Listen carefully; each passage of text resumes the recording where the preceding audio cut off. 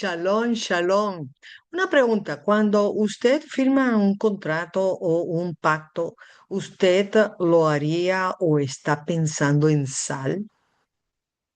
Pero el Eterno ordenó que cada ofrenda se colocara sal en ellas, y la llamó la sal del pacto. ¿Qué realmente representaba la sal para que el Eterno la presentara como la fidelidad de Él? Y eso es lo que vamos a estudiar en el día de hoy, en la parashá de esta semana. Y la parashá es la parashá Corá. Y vamos a ver cómo la sal, ¿verdad? Representa justamente un pacto que no se olvida, un pacto eterno. Vamos directamente al número 18, del 18 al 19, y dice así: y la carne de ellos será tuya. Está hablando de los sacerdotes, ¿verdad? De Aarón y sus hijos. Como el pecho de la ofrenda vencida y como la espaldilla derecha será tuya.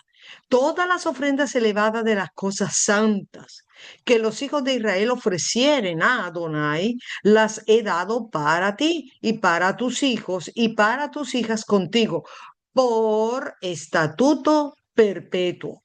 Pacto de sal eterno es delante de Adonai para ti y para tu descendencia contigo. Es decir, que está presentando aquí unas ofrendas, y de estas ofrendas específicamente qué parte de la ofrenda era para lo que son los sacerdotes y para la descendencia de Aarón, y era por pacto perpetuo y lo está llamando de pacto de sal eterno. Bueno, el pacto de sal también se llama Brit Melach Olam, es decir, pacto de sal eterno. Repito, Brit Melach Olam. No piense que es una Brit Milá, eso es circuncisión, ¿ok? Sino aquí es la Brit Melach Olam. ¿Ok? Dios da a Aarón, a sus hijos, derecho permanente sobre ciertas porciones, y esto constituye un privilegio sacerdotal permanente. El pacto de sal, o la Brit Melach Olam, era un pacto duradero e irrevocable. Según Jacobs Milgrom, y aquí está la referencia del GPS Torah Commentary, dice que el pacto de sal significa la concesión permanente e inviolable de las porciones sacerdotales a Aarón y a sus descendientes. ¿Qué significa esto?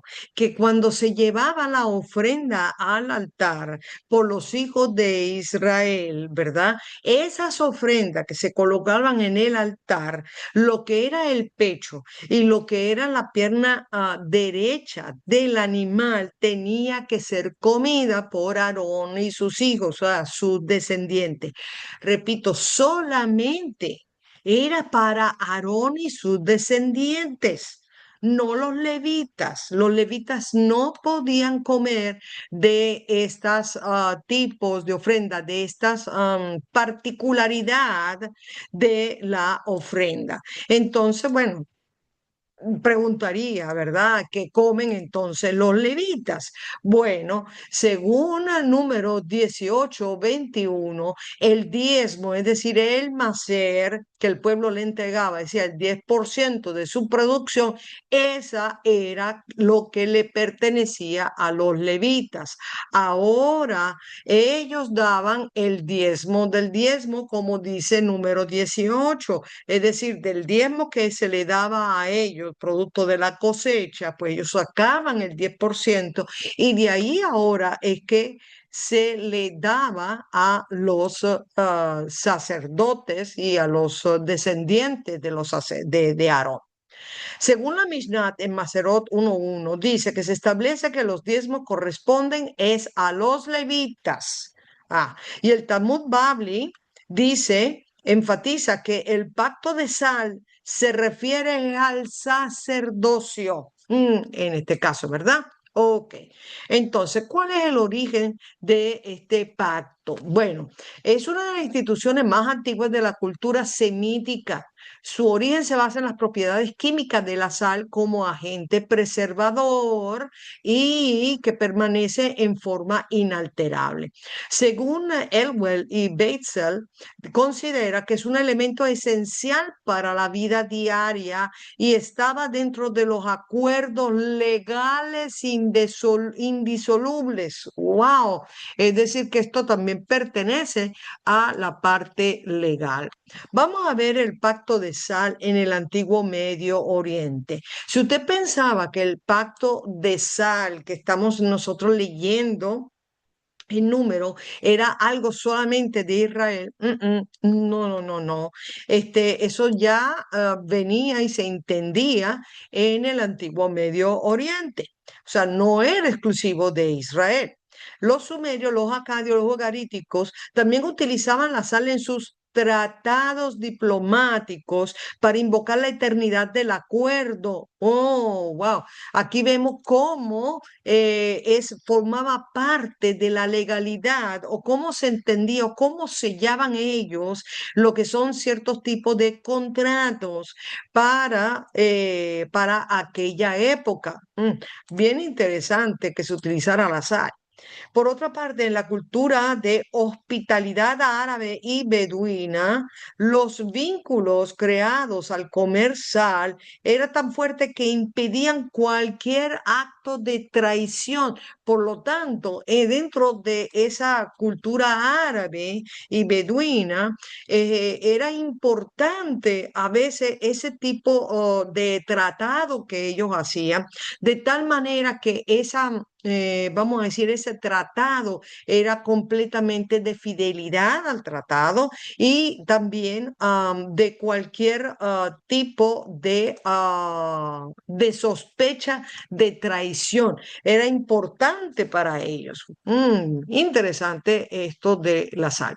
Pero tiene evidentemente un simbolismo. Según Clay Trumbull, dice que en el pensamiento primitivo semítico, el acto de compartir sal, escuche bien esto, mira qué interesante, era un vínculo biológico entre las partes, es decir, de hermandad de sangre, pues la sangre ingerida pasaba a formar parte de la sangre de ambos contratantes y quedaban unidos en forma fuerte como si fueran familia. O sea que el compartir de sal no era algo casual, sino un acto de alianza y lealtad profunda.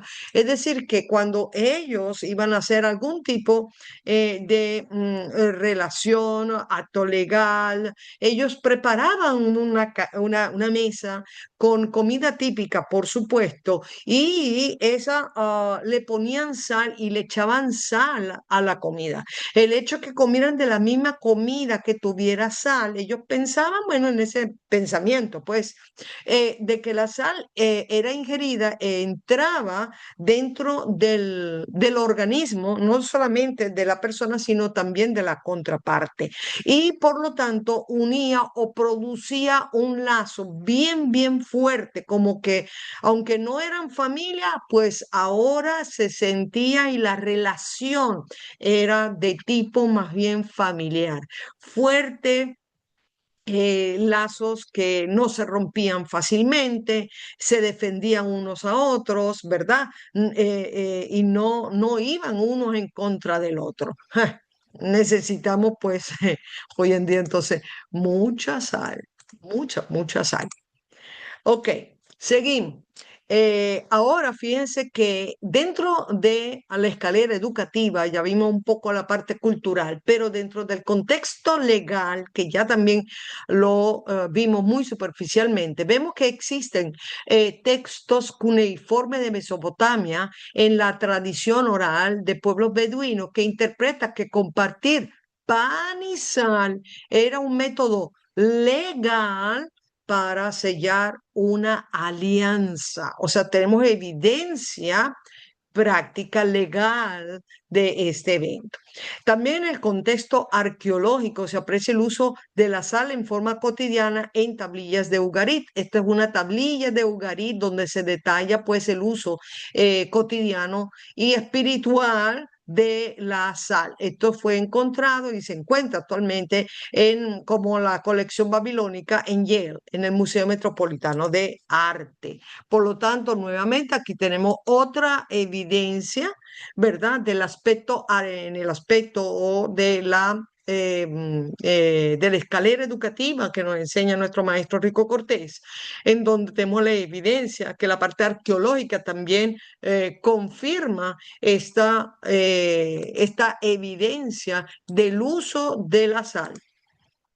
Por otra parte, en el contexto cultural que también, ¿verdad? Bien interesante. Dice que la sal era importante como método de conservación de alimentos y era valiosa comercialmente. Aquí están las referencias que usted puede evaluar.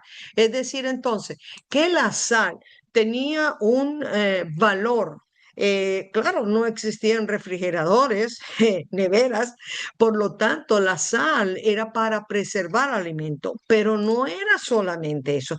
Tenía la sal un valor comercial, era muy valorada, ¿ok? Y se podía comercializar con bastante, vamos a decir, con bastante ganancia en ese aspecto. O sea que sí era importante. Y en el contexto del templo, por lo menos en los templos mesopotámicos como el Eridú y el Uruk, lo utilizaban para purificar objetos y espacios sagrados, preparar ofrendas alimenticias para los dioses de ellos, preservar alimentos del templo y simbolizar pureza y permanencia en algunos rituales. Ajá. Pero nosotros vemos que el uso de la sal en el templo, en el tabernáculo por parte de Israel, era completamente diferente. Formaba un simbolismo, ¿verdad? De eternidad, de perpetuidad. Ajá. En Israel, en Levítico 2:13 dice, para que vean, y sazonarás con sal toda ofrenda que presentes. Cualquiera no, era toda ofrenda que se presentaba en el altar tenía que tener sal. Y no harás que falte jamás de tu ofrenda la sal del pacto de tu Dios. Y toda ofrenda tuya ofrecerás sal.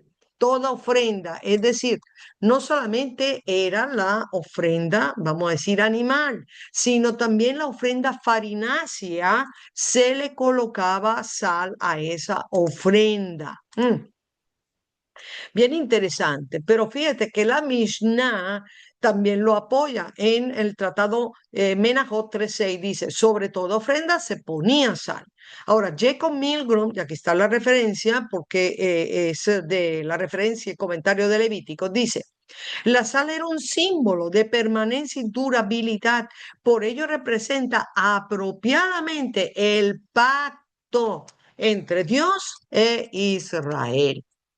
Ahora, le voy a decir que el pacto de sal en Israel aparece realmente, así como el nombre pacto de sal, solamente 3 veces en la Biblia. Y esta era una. Déjame mostrarle nuevamente, ¿verdad? Lo que es en Levítico. En Levítico 2:13, que toda la ofrenda, ¿verdad? Que se presente tenía que ser ofrendada con sal y se llamaba la ofrenda de sal del pacto. La otra evidencia, porque son 3 veces que se menciona, la otra es el número 18-19. Dice así, todas las ofrendas elevadas de cosas santas que los hijos de Israel ofrecieren a Adonai, la he dado para ti. O sea, ya lo vimos al principio. Para tus hijos y para tus hijas contigo por estatuto perpetuo. Pacto de sal eterno es delante de Adonai para ti y para tu descendencia contigo. Aquí está definiendo y garantizando lo que es el sustento para Aarón y para sus hijos. Según Gordon Whelan, dice que la sal representaba la permanencia de la relación del pacto. Y era un pacto, en este caso, pues, con Aarón y sus hijos, donde vamos a decir que esa parte de la ofrenda era exclusividad de ellos. Ellos tenían que comer es de ese tipo de ofrenda. Es decir, como el sustento perpetuo para Aarón y sus hijos. Bien interesante. Y la otra es justamente, se encuentra en Segunda de Crónicas 13, que se refiere a David. Dice en el verso 5, ¿no sabéis vosotros que Adonai, Elohim de Israel, dio el reino de David sobre Israel para siempre a él y a sus hijos bajo el pacto de sal? Bien interesante. Aquí, este pacto de sal se interpreta como la legitimidad de la dinastía, es decir, está asegurando, está haciendo una promesa, ¿verdad? A David que su descendencia era, pues, justamente iba a ser el reinado, ¿ok? De la descendencia de él. Bien interesante. Por otra parte, si nosotros vamos al templo, ¿verdad? De Israel, vamos a ver una relación también bien interesante. Mire bien, eso es en cuanto a la sal versus la levadura y la miel. En la ofrenda del templo, Dios ordenó usar la sal, pero prohibió la levadura y la miel. Es decir, que toda ofrenda llevaba sal, pero nunca se permitió, ¿verdad? Que la levadura tocara el altar y tampoco la miel, tampoco la miel. Es decir, que, ¿por qué era esta particularidad? Bueno, lo dice en Levítico 2, del 11 al 13, dice así, porque ninguna cosa leuda, ¿verdad? O sea, el que tenga levadura, y ni de ninguna miel se ha de quemar ofrenda para Adonai. Y sazonarás con sal toda ofrenda, y no harás que falte jamás de tu ofrenda la sal del pacto de tu Dios. Wow, bien interesante, ¿verdad? ¿Por qué esto? Bueno, la levadura fermenta, se expande y eso se asoció con el orgullo y la arrogancia. Por eso no se permitía. Y la miel, bueno, la miel es dulce, sí, pero puede echarse a perder. ¿Cómo es que, que el azúcar se puede echar a perder? O pierde a lo mejor su sabor, deja de ser dulce, no se refiere, ¿verdad?, al azúcar en sí. Recuerden que en esa época se hablaba de los dátiles, la miel de dátiles, ¿ok? O lo que es, vamos a decir, algunos postres que se hacían para endulzar, ¿verdad? Estos postres y utilizaban lo que es el dulce, pero de tipo vegetal. ¿Ok? Y este dulce de tipo vegetal muchas veces se podía pues alterar, se podía de alguna manera se podría alterar completamente. ¿Ok? Entonces son productos dulces de dátiles o de frutas y realmente representa entonces placeres temporales de la vida, pero temporales, porque sí se pueden echar a perder, ¿ok? De esa manera. La sal no se corrompe fácilmente, conserva y preserva. Por eso se convirtió en un símbolo de fidelidad, permanencia y pureza en el pacto con el Eterno. Pero, ¿qué me dice usted entonces de Mateo 5? Me pueden preguntar eso, porque el mismo Yeshua dijo que nosotros tenemos que ser la sal, ¿verdad? Y eso también llama la atención de todos nosotros. Vamos a verlo, dice Mateo 5:13. Vosotros sois la sal de la tierra, pero si la sal se desvaneciere, pierde su sabor. Es decir, realmente lo que quiere decir, si se diluye, se disuelve. ¿Con qué se sazonará? No sirve más para nada, sino para ser echada fuera y hollada por los hombres. Aquí esa expresión que pierde su sabor no es que la sal, el cloruro de sodio, que es la sal prácticamente, se vuelve insípida. El cloruro de sodio no pierde ese sabor salado, eso no es así. Entonces, esto es una prácticamente o en sentido metafórico. ¿Ok? En sentido metafórico es que se está hablando. ¿Qué quiere decir? La sal representa a los discípulos y la función que tenían que tener los discípulos era no perder su propósito. Es decir, tenían que representar justicia y bondad, que son el trono del Eterno, y la fidelidad al pacto que estableció el Eterno.